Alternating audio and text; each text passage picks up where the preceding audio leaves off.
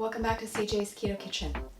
Tonight we're going to be making a very easy candy, and we are going to be making chocolate macadamia nut clusters. So come along with me and let's get started.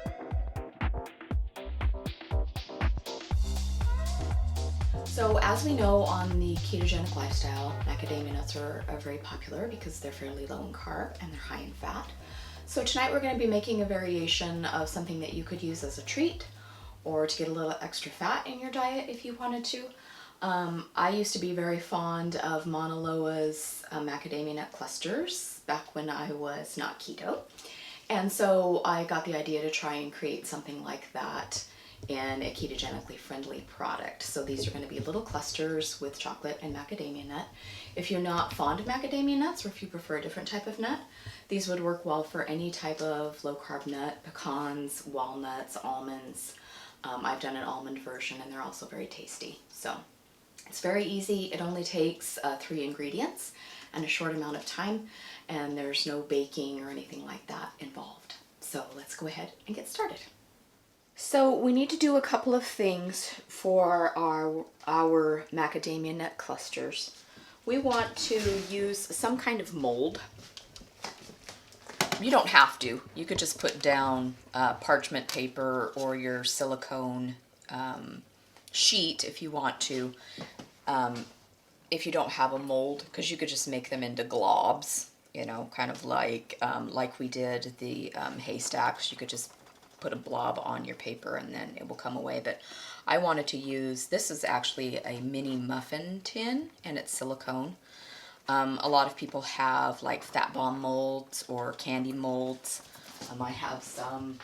Wilton actually makes some that are actually like chocolate molds that you can buy even like at Walmart. But I'm going to do this in the mini muffin tin just because they'll all be the same size, and it's kind of reminiscent of the macadamia nut clusters that I used to love from Mauna Loa, that of course are sugar based. But so, and I have in the bottom of these, I have chopped up macadamia nuts. You don't have to use macadamia nuts. You could use any kind of nut you like if you're not into macadamia nuts. I have about 50 nuts here altogether, and I've just kind of roughly chopped them. It's not even at all. There's different sizes, and that's just going to give us a nice texture. So I just have these all put in and kind of set aside on my cookie sheet. And then the other thing I'm going to be using tonight is I'm going to be using a double boiler. Now, most people don't own an actual double boiler like a pot. They do make pots that are specifically double boilers where it's a pot in a pot. But I'm just using a stainless steel bowl here, and I have it over simmering water in my saucepan. And, you know, double boilers are kind of one of those things like an iron. A lot of people don't really know how to use one anymore. It's kind of old-fashioned. You could absolutely do this step in the microwave and just use a bowl and melt your chocolate chips in a bowl. Just do like 30-second intervals. But I am going to do this on with a double boiler, just for those of you who like this step or want to know what a double boiler is. I'm going to be using Lily's chocolate chips. Right now, I can only find the dark chocolate, and that's fine because CJ likes the dark chocolate better. I'm a milk chocolate girl. They are starting to make milk chocolate chips now, Lily's is, but they don't have them locally for me yet or on Amazon. You'd have to special order them from different sites. But they do have milk chocolate ones coming. I have tried to make a milk chocolate dipping with a Lily's milk chocolate bar, and it's a pretty big fail. For some reason, the longer you heat it, the stiffer it gets, and that's not what we're going for. We want a viscous, fairly liquid product so that we can pour it over our clusters. So I'm just going to be going ahead and using the dark chocolate chips. And I need the entire bag, which is about 1.25 cups, and I'm just going to put that into the bottom of my homemade double boiler here. And to give this just a little bit of added slip for making this pourable when we go to put it into our molds, I'm going to be adding just a little bit of coconut oil, and you could use unrefined or refined. I'm using refined because I don't really want it to have a coconutty taste. I like coconut. CJ's not a huge fan, So I'm putting about, I'd say about a tablespoon of refined coconut oil. So it's going to give you the coconut oil, but it won't have the coconut taste. So you can see that it's already starting to get a little melting. And you just want to keep your double boiler kind of on a simmer. And that just kind of gives it a slow melting. And I'm just using my whisk here. And you can see, hopefully you can see on camera that it's just simmering. So it's not at a full boil, it's just warm and simmering. And we're just going to continue to stir this as it softens and gets more pourable so that we will be able to pour this onto our chopped macadamia nut molds. And it happens fairly rapidly once you get a simmer going on your water, on your double boiler. And that coconut oil is going to give our melting chocolate chips a nice satiny look. And of course it adds just a little bit of fat, not that macadamia nuts won't provide that for us already. So you can see it's getting nice and viscous, which is what we're looking for. Okay, I'm going to turn off my water because we've achieved a nice satiny texture with our chips. And I'm going to pour this into my measuring cup just simply because it has a spout on it, and the spout is going to assist me hopefully in not making an enormous mess when I do this into our cups. So I'm just drizzling into each one a little bit of chocolate.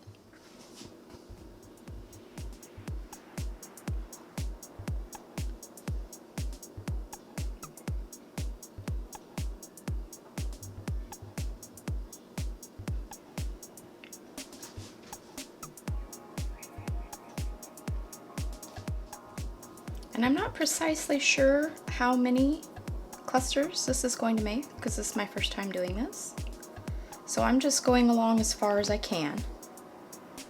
If you find that you need more, of course, you can just use another bag of chips. But pouring your confection, your chocolate confection, into a spouted container really does help as far as mess and that kind of thing. It just makes the pourability a lot easier. And when we get done with these, I'm just going to refrigerate them for about a half hour. They set up pretty fast, and then you'll be able to pop them out of the mold and then store them in another container. I would suggest continuing to store them either in a cool, dry place. Since we are, in the summer months, depending on where you live, refrigerating them is usually a good idea. However, I do suggest that you let them sit out before consumption for a little while.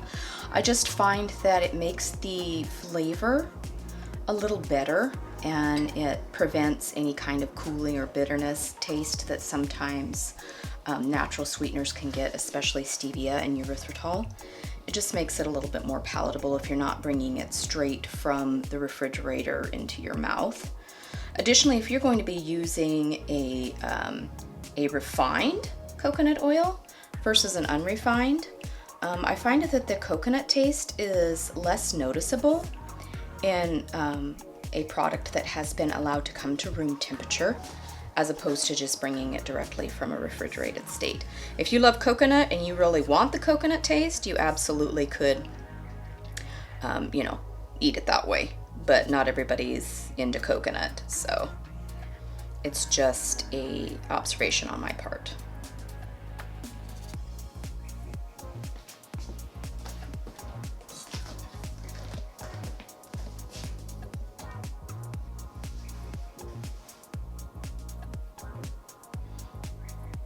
Now, as an optional step, if you were doing these just in a cluster form and not in a mold, because I'm doing these in a mold, but if you were going to do these in a cluster form, you could put some sea salt on there And then it would be kind of like a sweet savory idea. So, but since I'm doing these in a mold form, and I'm going to be popping them out, and there's not, you know, there won't be an opportunity for me to sprinkle them on the top. So, but if you were going to do them in a cluster form, just free form on a cookie sheet, you could sprinkle them with sea salt if you wanted to, just to give you that sweet savory. So I'm going to pop these into the refrigerator for about a half hour, and then I'm going to unmold them and let CJ have a taste. So it's been 30 minutes and I'm taking them out of the refrigerator, and I am going to unmold them so that CJ can try. Let's see how successful we were. Let's see here. I love silicone. That's so cute. You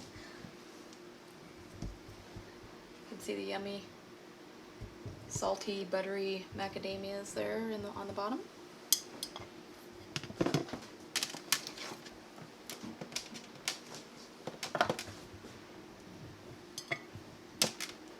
And they're popping out really easily of the silicone mold. All you have to do is just take your fingers and boop, and they come right out.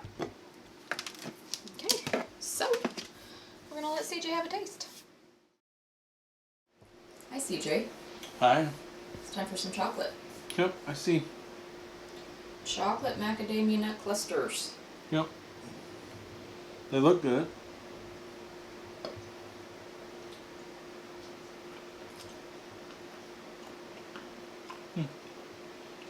It tastes really good. So, I noticed that they actually seem like they melt pretty quick once you touch them with your hand. I'm just kind of interested. Not on the plate. Not on the plate. It's not melting on the plate at all. It's your body heat. It's because you're so hot. Okay. Let's go with that. Yes, I'm so hot that it's melting the chocolate the minute I touch it. But anyway, I'm not sure what that's all about. It's probably the coconut oil. Might be. That's probably what it is. And I have not tried it without the coconut oil. The chocolate chips themselves might get thin enough to pour over, but anyway, it's nothing. And with the refined coconut oil, I don't taste any coconut at all. So of course, if you use the unrefined, you would get the coconut flavor. So that's a personal preference. And but all in all, it's really good. I like them. Nice little sweet treat. So you would suggest refrigeration? And oh yeah, freezing. I would suggest just like those fat bombs. I'm not the fat bombs, but just like the haystacks. Yeah. We freeze those. Yeah. Because they actually start to melt too once you Especially now that it's summertime. When you start to eat them, but yeah, these I would definitely recommend that people refrigerate and even consider just freezing them until they want a few to snack on. Yeah, because usually chocolate in the grocery store, you know, like the Mauna Loa that we keep referring to, has binders and fillers in it to prevent the melting. So, yeah. So that's probably and what it is. This is purely natural. All natural. Yeah. It's good, baby. Good job. Thank you. Bye-bye. Thanks for joining us again tonight, you guys. We hope that you enjoy the macadamia nut clusters and that you will come back and see us again because we enjoy having you here. Please consider subscribing and hitting the notification bell so that you know when we upload new content. We do new recipes every Sunday, and we also have keto conversations on Wednesdays. And that's where we get together and talk about different ketogenic topics. Sometimes we have keto food unboxings and things like that. We're also trying to do a few what we eat on keto videos thrown in here and there. So please subscribe so that you know when those are released.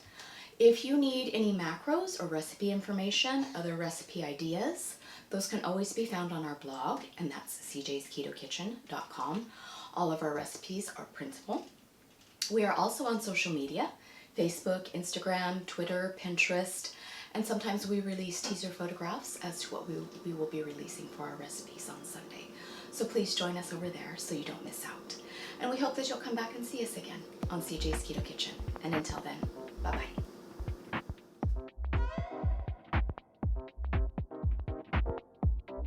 I wanted to relay a story that I was told a couple of days ago. Something that was totally out of the blue. something that I forgot about until this other person told me the story. So I used to work for a city. I used to work for the city of Olympia, probably 16 years ago.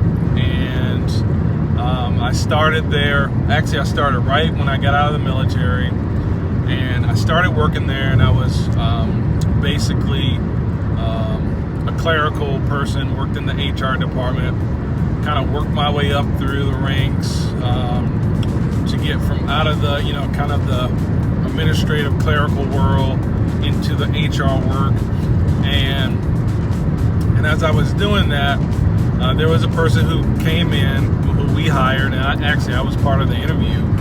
And we hired her, a great person, love her personality, sweet as can be.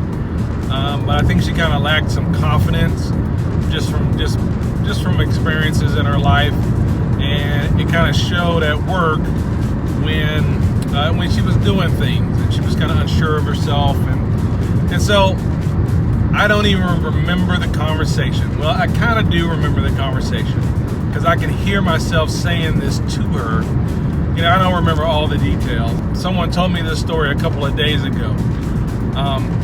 The person's name is Cindy, and I said to her years and years and years ago, I said, Cindy, it's your show. And I kind of, if you haven't noticed, I kind of have a little bit of an accent. I grew up in Washington, D.C., lived in Texas for a long time, and so I still kind of have that in my, as I talk, you can pick up some accents, and I think the Texas influence is still pretty prevalent in my life. And so anyway, the person who relayed the story to me, I know him just in passing. He came in to this organization after I left. Actually, I didn't really ever work with him, but he was telling me the other day, he said, Cindy still says from time to time, she says, CJ told me it's your show. And she tried to imitate me and how I said it with my southern drawl.